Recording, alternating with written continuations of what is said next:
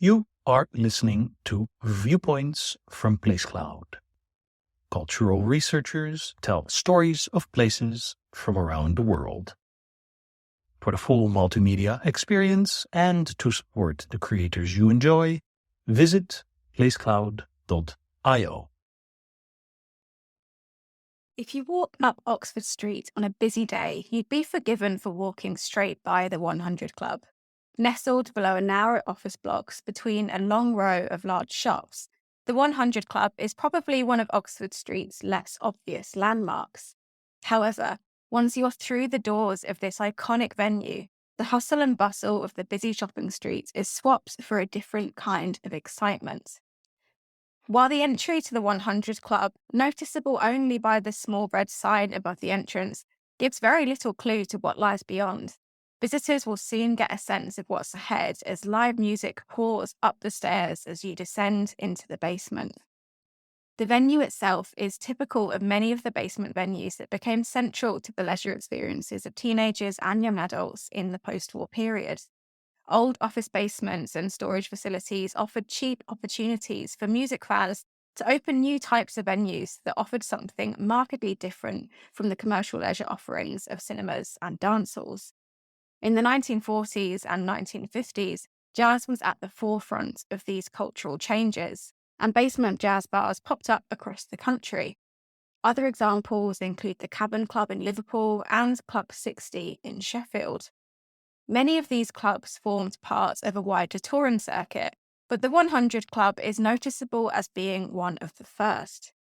The venue has a longer history than most, initially opening in 1942 as a Sunday jazz club, before officially being named the Jazz Club in 1949. Other name changes followed, but the venue became a central space for intimate live jazz music through the 1950s, and in 1964, was renamed the 100 Club, where it has traded under that name until this day. When you walk into the venue, you are greeted with red walls and a low ceiling, the decor barely having changed in its many years of trading. On the walls hang photographs of the many artists who have performed here, leaving you in no doubt of the musical significance this space holds. The list of artists feels endless and includes Louis Armstrong, the Rolling Stones, and Jimi Hendrix. At the back of the venue, straight in front of you as you walk down the stairs, is the stage.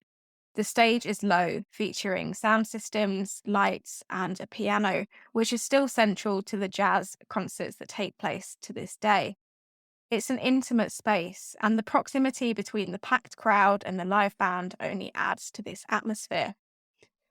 The 100 Club, though, is perhaps most associated with punk in the 1970s. Emerging in an era of growing professionalism and commercialism in the pop and rock industry, perhaps most noticeable with the growth of stadium rock in this period, punk fostered a more grassroots and do-it-yourself attitude to both music and fashion. In 1976, Malcolm McLaren famously hosted the 100 Club Punk Special here, a 2-day event that featured bands including the Sex Pistols, The Clash, and the first performance of a band that would go on to become Susie and the Banshees. This event cemented the club's position in the history of punk, and this is a legacy that is still felt to this day. The 100 Club is a rare example of a live music venue that has survived the many difficulties facing the industry. Many spaces such as this were demolished during post-war reconstruction, lasted only a few years, or were bankrupted by rising business rates. The long history of the 100 Club is testament to the ongoing importance of live music in Britain today.